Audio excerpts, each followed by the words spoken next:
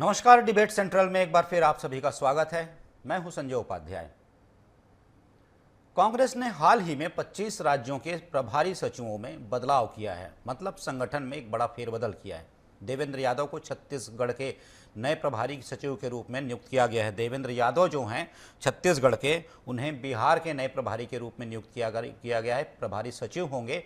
इस नियुक्ति ने राज्य में एक प्रकार की राजनीतिक चर्चा छेड़ दी है, और चर्चा इसलिए छिड़ी है क्योंकि भारतीय जनता पार्टी ने इसे लेकर कुछ सवाल खड़े किए हैं और कहा है, जो कहा है हम आपको सुनाएंगे। लेकिन ये कहा गया है कुल मिलाकर कि ऐसे नेताओं को, अब ये बताएं कि भाजपा की ऐसे नेताओं का मतलब क्या है, उनका तात्पर्य क्या है, लेकिन कहना यह है कि जो जेल में बंद है उसे प्रभार दिया जा रहा है। कुल मिलाकर भारतीय जनता पार्टी ने इसे बीजेपी की रीति नीति परिपाटी बताया है। हालांकि मैं फिर से कहता हूं, ये पार्टी का अंदरूनी विषय है, पार्टी का एक व्यक्तिगत मामला है। जब संगठन में बदलाव होते हैं, फेरबदल होते हैं, किसी कहाँ का प्रभार दिया जाता है, किसे कौन सा पद दिया जाता है, ये तो बिल्कुल पार्टी का अपना विषय है। लेकिन इस पर जो कुछ नियुक्तियां हुई हैं उसे लेकर भारतीय जनता पार्टी ने कुछ बातें कही हैं, और भी कुछ सवाल हैं, हम पूछेंगे अपने कांग्रेस के प्रवक्ता से। लेकिन पहले देख लेते हैं एक रिपोर्ट।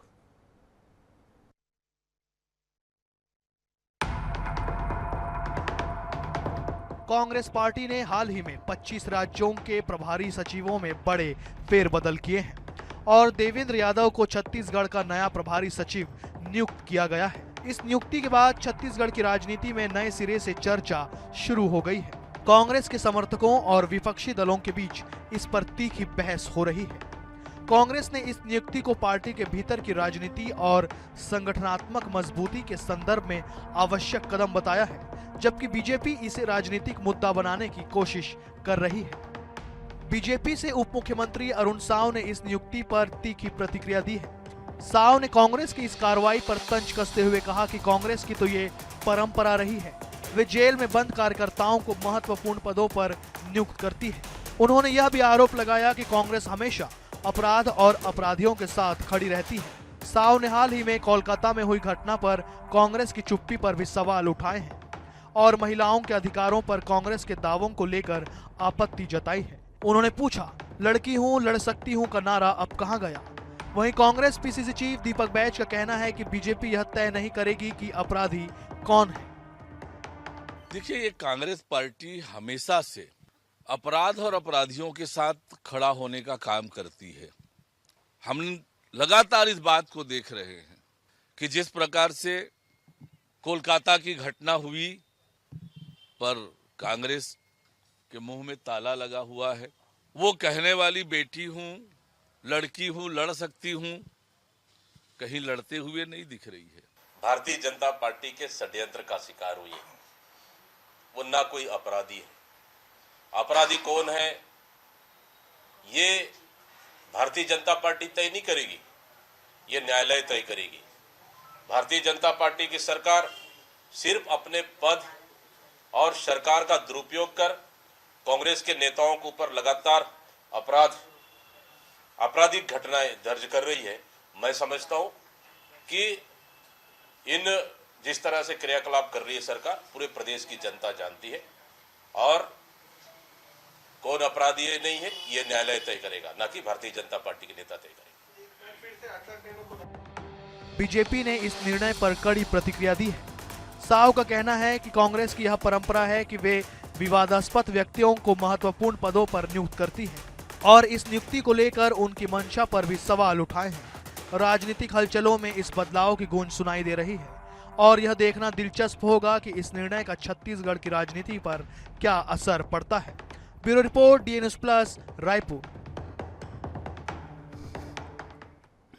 तो जैसा हम रिपोर्ट में दिखा रहे हैं कि 25 नए सचिवों की, संयुक्त सचिवों की नियुक्ति की गई है पूरे देश भर में। कांग्रेस ने अपने संगठन को मजबूत करने का दावा करते हुए नियुक्तियां की हैं। हर संगठन में ये होता है, समय समय पर नियुक्तियां होती हैं, फेरबदल होते हैं। छत्तीसगढ़ में भी हम देख रहे हैं कि सप्तगिरी उल्का और चंदन यादव जो लंबे समय से थे, उनकी जगह दूसरों को जिम्मेदारी दी गई है।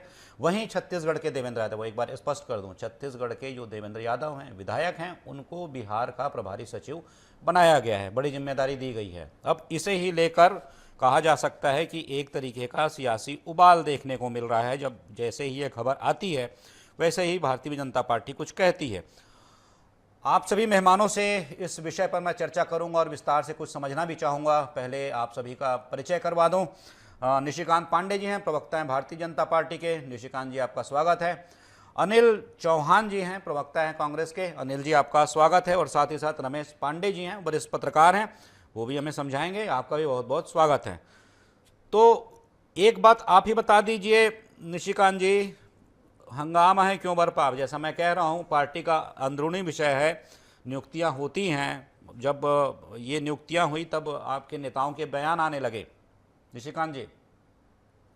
संजय जी, आपको, अनिल जी को, पांडे जी को नमस्कार जी नमस्कार। देखिए, कांग्रेस पार्टी का वास्तव में अंदरूनी मामला है, उस पे टीका टिप्पणी नहीं करना चाहिए। लेकिन विषय क्या है, जो माननीय उप मुख्यमंत्री साहब ने कहा, उसके पीछे बहुत बड़े कारण है। कारण क्या है, आप देखिए, जब भूपेश बघेल जी जेल गए थे अश्लील सीडी के मामले में, तो उनको मुख्यमंत्री बनाया गया।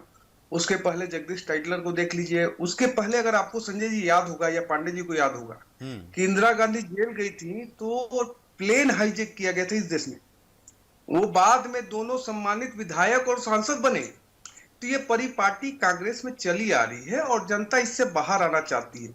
तो कई ऐसे लंबे फहरिस्त हैं जो मतलब अपराध करके भी कांग्रेस में ऊंचे ओहदे पे आए हुए हैं। लेकिन जो बुझे हुए दीपक साहब अभी बता रहे थे, उनकी किस्मत अच्छी है, उनकी कुर्सी बच गई। वो राष्ट्रीय सचिव बनाया गया, प्रदेश अध्यक्ष की बात चल रही थी। विषय इतना ही संजय जी कि कांग्रेस पार्टी को अब भी अगर ये नहीं समझ में आ रहा है कि जनता इनसे बाहर आना चाहती है, आप अपराधियों को संरक्षण भी देते हो और पद भी देते हो। कैसे एक प्रदेश को जलाने का षड्यंत्र रचने के आरोप में जो जेल में बंद है, उस व्यक्ति को राष्ट्रीय सचिव बना रहे हो और फिर बोलते हो कि भारतीय जनता पार्टी का षड्यंत्र है। प्रशासन ने उसको गिरफ्तार किया है, न्यायालय उसको बेल नहीं दे रहा है। इसमें भाजपा का क्या रोल है? हालांकि ये वस्तुतः एकदम बिल्कुल कांग्रेस पार्टी का इंटरनल मैटर है, लेकिन कांग्रेस पार्टी को इससे बचना चाहिए, ऐसा मुझे लगता है। जी संजय जी। अनिल जी जो कह रहे हैं उसका जवाब दीजिएगा, लेकिन मैं एक बात और आपसे जानना चाहूंगा, ये रिवार्ड भी होता है क्या, एक प्रकार का पुरस्कार? आज जिस हम लब्बो लुआब में बात कर रहे हैं संजय जी, मुझे याद आ गई ब्रिटिश टाइम की कि जब इसी तरह से महात्मा गांधी, लोकमान्य तिलक, नेहरू जी तिलक जब जेल जाते थे, वही सेम डिवाइड एंड रूल, वही दो कंपनियां ईस्ट इंडिया कंपनी की तरह, वो सामान्य सा परिदृश्य। अभी बुझे हुए दीपक कहा इन्होंने, दीपक वैद्य जी को। उस समय अंग्रेज नंगा फकीर कहते थे महात्मा गांधी को। तो उस समय भी जब हमारे नेता जेल जाते थे और आजादी और लोकतंत्र और संविधान के लिए लड़ते थे, तो इसी तरह अंग्रेज उनको क्रिटिसाइज करते थे। आज भी सेम पहलू है। कलेक्टर और एसपी के कार्यालय जल रहे हैं, कानून व्यवस्था चौपट है, पत्रकारों को जेल भेजा जा रहा है, मॉब लिंचिंग हो रही है, गौ सेवकों की हत्या हो रही है। आए दिन आप देखिए महिलाओं, बच्चियों के साथ रेप केस हो रहे हैं। अभी आप दुर्ग की घटना देख लीजिए, एक बच्ची के साथ रेप होता है, पॉक्सो 2012 कहता है पहले एफआईआर होनी चाहिए, उसके बाद विवेचना होनी चाहिए। माननीय एसपी साहब ने पहले विवेचना कर दी, केस ही रफा दफा कर दिया, वो खुद ही जज बन गए। जबकि माननीय सर्वोच्च न्यायालय ने कहा है कि आप न्यायाधीश की भूमिका में न सरकार आए न पुलिस आए पास्को के मामले में, उसमें पहले अपराध दर्ज करना अनिवार्य है, और ये पॉक्सो अधिनियम 2012 भी कहता है। तो आज देखिए वही सब चीज चल रही है पूरे देश में। कैसे लोगों को धर्म के नाम पर बांट दो, कैसे उन्माद फैला दो, कैसे एक कंपनी को ईस्ट इंडिया कंपनी की तरह स्थापित कर दो, वो जो एशिया में 1000वें नंबर पर रहे वो पहला सबसे बड़ा अमीर बन जाए। ये तारतम्य वही है। तो देखिए जिस तरह से जिस सतनामी समाज की या एक समाज विशेष की उपेक्षा हुई, उसके धार्मिक मूल्यों को ठेस पहुंचाई गई और 1-1.5 महीने सरकार संवेदनहीन बनी रही, उसके बाद ये जानबूझकर इस तरह की ढील दिए, इनकी एजेंसियां फेल रही या सुनियोजित तरीके से फेल रही, उसके बाद उस समाज का फिर से उपेक्षा और दमन किया जाता है, एक निर्वाचित विधायक को जेल भेजा जाता है। अरे इतना ही नहीं, भारतीय जनता पार्टी के विरोधी मुख्यमंत्री और मंत्री भी जेल में डाल दिए जाते हैं। कई प्रदेशों में ऐसा हम देख रहे हैं।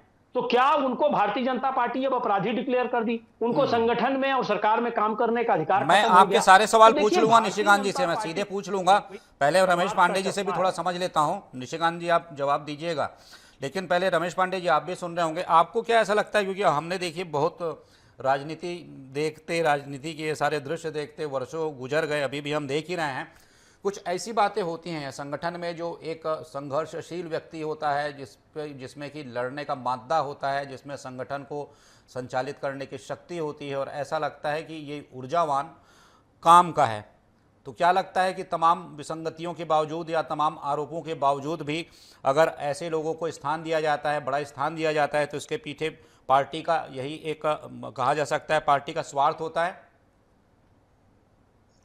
जी, आपको धन्यवाद कि आपने इस एक गंभीर और बहुत ही महत्वपूर्ण विषय को डिबेट में लाया है जी। और निशिकांत जी को और चौहान जी को नमस्कार। निशिकांत जी को इसलिए मैं बधाई दूंगा कि उन्होंने बड़े ही निश्चल भाव से कहा कि ये कांग्रेस का अंदरूनी मामला है, इसमें भाजपा को कोई टिप्पणी नहीं करना चाहिए था। बहुत सही बात बोला उन्होंने।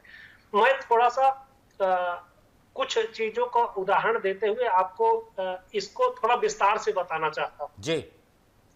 अगर आप ये लेंगे कि आपने एक बात कही कि ये कोई रिवार्ड है क्या, तो मैं एक रिसेंटली छत्तीसगढ़ का हाल फिलहाल का एक उदाहरण दूंगा जी।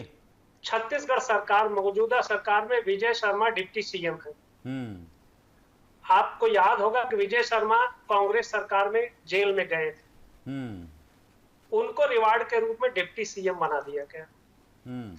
अब देवेंद्र यादव की बात है तो वो भी प्रदेश में ऐसा लग रहा है कि कांग्रेस में एक जुझारू चेहरा नजर आ रहा है, तो कांग्रेस ने उनको रिवार्ड दे दिया, तो कोई बुरी बात नहीं है। और रही बात, अब दूसरा पहलू मैं ये बताना चाहता हूं कि राजनीतिक दलों को कतई ये अधिकार नहीं है कि वो एक दूसरे राजनीतिक दल का मूल्यांकन करें।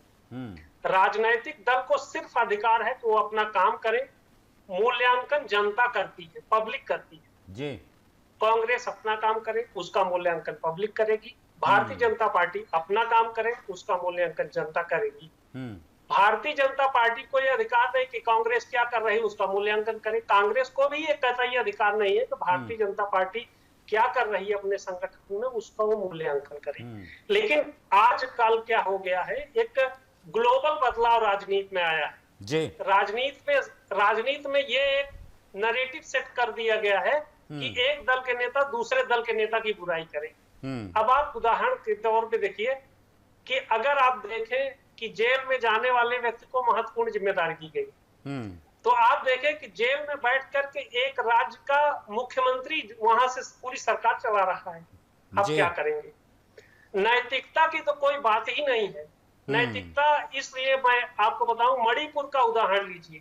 मणिपुर में लगातार हिंसा, महिलाओं पे हिंसा, बच्चों पे हिंसा, लेकिन मणिपुर के मुख्यमंत्री से किसी ने एक सो कास्ट नोटिस की जवाब भी नहीं मांगा कि आपके राज्य में क्या हो रहा है भाई। और नैतिकता देखना होता तो मणिपुर के राज्य के मुख्यमंत्री को इस्तीफा दे देना चाहिए था। ठीक है रमेश जी, आपने बड़े ही नीर क्षीर विवेक जिसे कहते हैं, बड़े ढंग से आपने ये बातें बताई हैं। दूध और पानी अलग कर दिया है आपने, कोशिश नहीं की है। निशिकांत जी, अनिल जी जो कह रहे थे आप जवाब दे लीजिए, क्योंकि इसमें तो एक पहलू ये भी जुड़ जाता है सर कि ऐसी पार्टी कोई है ही नहीं जहां पर कि इस प्रकार के वाक़ये ना हो, ऐसे संदर्भ ना आए, ऐसी घटनाएं ना हो। तब फिर अगर दूसरी पार्टी में अगर कुछ होता है तब क्या बोला जाना चाहिए? ठीक है संजय जी, जो वाक्य में बताए, अगर वो ऐसा वाक्य किसी भारतीय जनता पार्टी में किसी ने प्लेन हाईजैक किया हो, उसको सांसद विधायक बनाया गया हो, किसी ने सरदारों को गले में टायर डाल के जलाया हो और वो सम्मानित नेता बना रहा हो, कोई न्यायालय परिसर में महिला वकील को जज बना रहा हो और फिर भी वो कांग्रेस पार्टी का नेता बना रहा हो, तो ऐसा अगर उदाहरण होगा जरूर बताएंगे, मैं भी उसको संज्ञान में लूंगा। विषय क्या है, अभी अनिल जी ने तुलना कर दी देवेंद्र यादव की महात्मा गांधी से। अरे भाई साहब, किस दुनिया में हो, क्या बात कर रहे हो आप? लाठी खाने वाले 3 ही आदमी का नाम याद है आपको? 1885 से ये आजादी की लड़ाई लड़ी जा रही थी, 1857 से भी लड़ी जा रही थी, 85 में कांग्रेस आई ना। विषय ये है संजय जी, जो आपने डिबेट का वो रखा है कॉन्सेप्ट, उस कॉन्सेप्ट में मैंने 3-4 उदाहरण दिए कि ऐसे ऐसे लोगों को सम्मानित किया गया। ये कांग्रेस पार्टी का चाल चरित्र है। उसमें देवेंद्र यादव आगे तो कोई नई बात नहीं है, कांग्रेस पार्टी में ये होता रहता है। लेकिन जो मैं बात कह रहा हूं उसमें जरा सा भी कॉन्ट्राडिक्शन है क्या? क्या किसी को जेल से निकालने के लिए कोई प्लेन दोबारा कोई हाईजैक हुआ क्या? क्या 1984 के दंगे के आरोपी को आप अपने पार्टी से निकाल दिए क्या? अभी भी चल ही रहा है, खुशनुमा माहौल में घूम रहा है व्यक्ति, कोई विषय नहीं है। तो ये कांग्रेस पार्टी के लिए बहुत छोटा मुद्दा है। देवेंद्र यादव को ये राष्ट्रीय अध्यक्ष बना दे, कोई समस्या नहीं। लेकिन प्रदेश की जनता भी देख रही है कि जिसने एक सतनामी समाज के शांत आंदोलन में आतताइयों को एंट्री कराई और कलेक्ट्रेट और एसपी कार्यालय जलवा दिया गया। अभी अनिल जी बोले तो जल गया, प्रशासन एकदम निरंकुश है। तो ये बताओ ना, प्रधानमंत्री कार्यालय में घुस के प्रधानमंत्री की हत्या हो जाती है, उस समय क्या हुआ होगा? ऐसे मत चलिए। आपने प्रशांत प्रदेश को आग लगाने का प्रयास किया, उसके आरोप में आपका माननीय विधायक जेल में। ऐसा नहीं कि षड्यंत्र के नाम पे आपने क्यों ऐसा हिंसा भड़काने का काम किया? आखिर किसी न किसी सबूत के आधार पे किसी न किसी कारण से पुलिस ने आपको समन किया था, आप क्यों नहीं जा रहे थे? किस भय से नहीं जा रहे थे? तो बात यही है संजय जी कि देखिए, जो कांग्रेस पार्टी का ये निर्णय है, उनका अपना घर का निर्णय है, वो अपना निर्णय ले सकते हैं, लेकिन प्रदेश की जनता देखेगी और पूछेगी और जवाब देना पड़ेगा कांग्रेस पार्टी को कि एक दंगा भड़काने के आरोपी को आप राष्ट्रीय सचिव बना रहे हैं कैसे? ये प्रश्न तो उठता है। जी संजय। ठीक है अनिल जी, सीधे सर जवाब दे लीजिए। देखिए संजय जी, जिसको अटल जी ने राजधर्म सिखाया हो दंगा भड़काने पर, वो देश का प्रधानमंत्री बन सकता है। जिस पर राउडी होने का आरोप रहा हो, देश की कानून व्यवस्था संभाल सकता है। जिस पर दंगा भड़काने का आरोप हो, छत्तीसगढ़ की कानून व्यवस्था गृह मंत्रालय संभाल सकता है। ये सवाल किससे पूछ रहे हैं? जो माफीनामा लिखते हैं, जो नाथूराम गोडसे को पूछते हैं जिसने राष्ट्रपिता की हत्या की हो, उनसे हम बहुत ज्यादा संयमित और मर्यादित भाषा की अपेक्षा नहीं रखते। एक अमित शाह के बेटे को बीसीसीआई सचिव और एआईसीसी का अध्यक्ष बनाने में पूरी सरकार, पूरे भारत सरकार के मंत्री, प्रधानमंत्री सब लगे हुए हैं, जिसको बैट पकड़ना नहीं आता। ये किस पार्टी में होता है हम सब जानते हैं।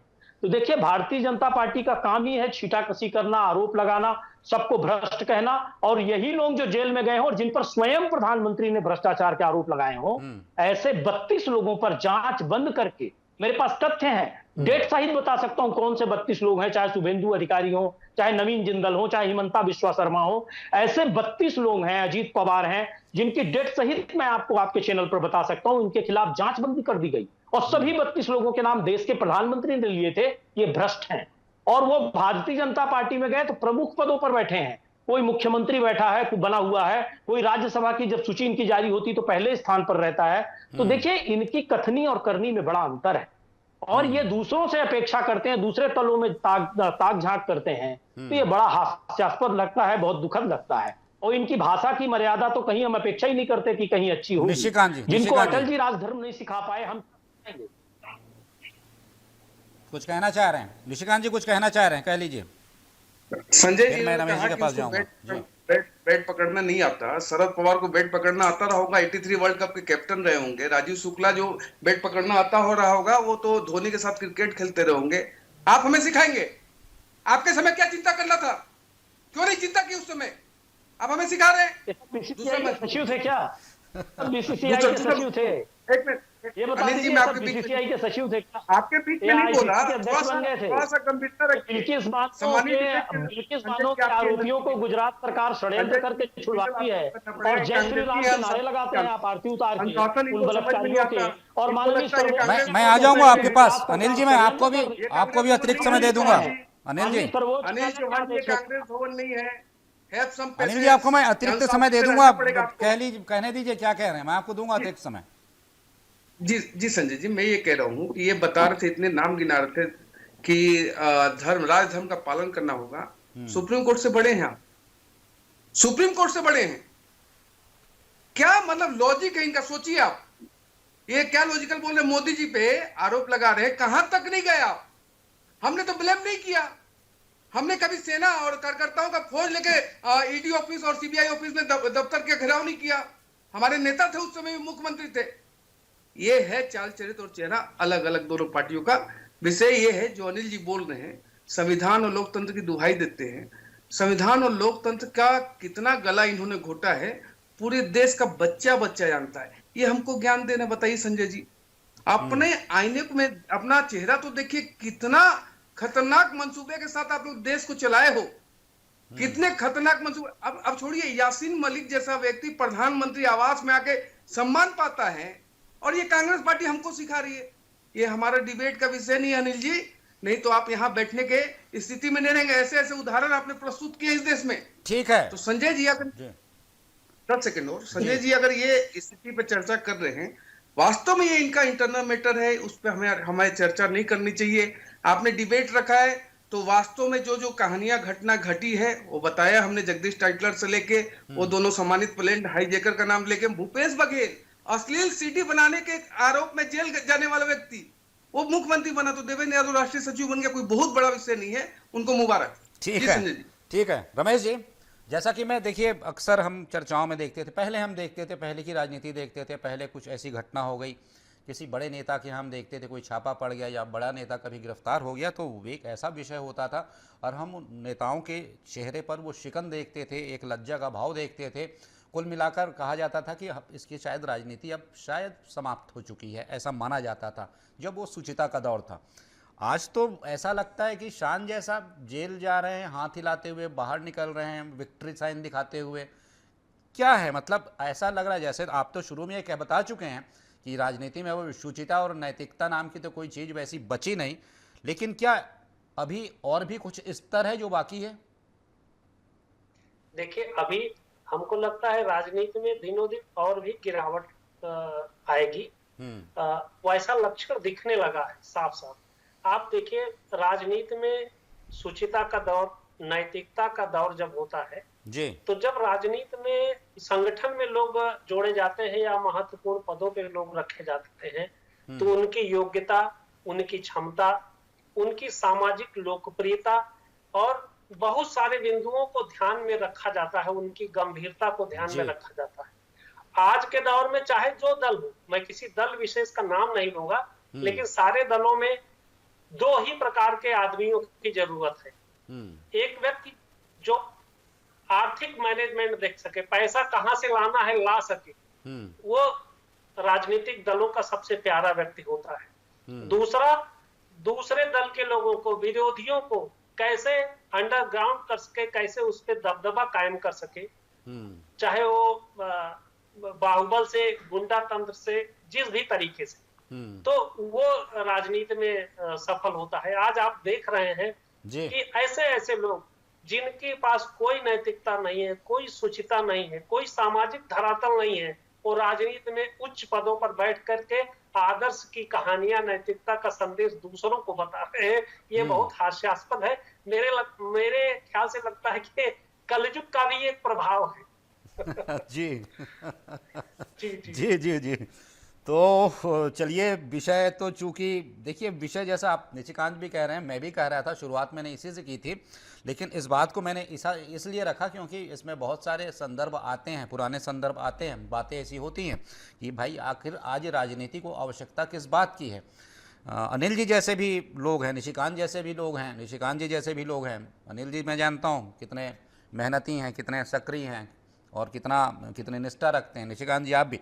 लेकिन मैं जो ये देख रहा था, जो मैं बात कर रहा था अभी रमेश जी से, जानना चाह रहा था कि कुल मिलाकर भाई बात यही है कि आज ये जो आज की राजनीति है, आज का जो राजनीतिक संदर्भ है, वो कैसी व्यवस्था चाहता है, कैसे लोगों को चाहता है और उसमें उनकी प्राथमिकताएं क्या है। ठीक है, प्राथमिकताएं तो जैसा पांडे जी ने बताई कि भाई प्राथमिकताएं दो, लेकिन कुछ और भी हैं। इस पर हम फिर कभी चर्चा करेंगे, चूंकि अभी समय की बाध्यता है। तो आप सभी चर्चा में जुड़े, अनिल जी बहुत बहुत धन्यवाद आपका, निशिकांत जी बहुत बहुत धन्यवाद, और साथ ही साथ रमेश पांडे जी आप भी इस चर्चा में जुड़े, आपका भी बहुत बहुत धन्यवाद। तो देखिए, जो बातें ये हो रही हैं कि राजनीति की शुचिता की बात हो रही है, राजनीति में नैतिकता की बात हो रही है, लेकिन अभी भी क्या यह मानना छोड़ देना चाहिए, यह अपेक्षा छोड़ देनी चाहिए कि राजनीति में जो भी जैसा हो रहा है, जो कहा जाए कि सुखद नहीं है, बिल्कुल सुखद नहीं है, ना आँखों को अच्छा लगता है, ना कानों को अच्छा लगता है, ना ही सुनने में अच्छा लगता है। लेकिन जो राजनीति में घटित हो रहा है आज, जैसा मैंने कहा, जिसमें शुचिता नहीं है, जो सुखद नहीं है, क्या आने वाले दिनों में ये व्यवस्था समाप्त होगी, वही व्यवस्था सामने आएगी जो पहले कभी रहा करती थी, शुचिता की, नैतिकता की? तो ठीक है, ये विषय तो है, लेकिन आने वाले दिनों में इस पर क्या होता है ये तो देखने वाली बात होगी। आज की चर्चा में सिर्फ इतना ही, किसी महत्वपूर्ण विषय पर फिर मिलेंगे, फिर बात करेंगे, तब तक दीजिए इजाज़त, नमस्कार।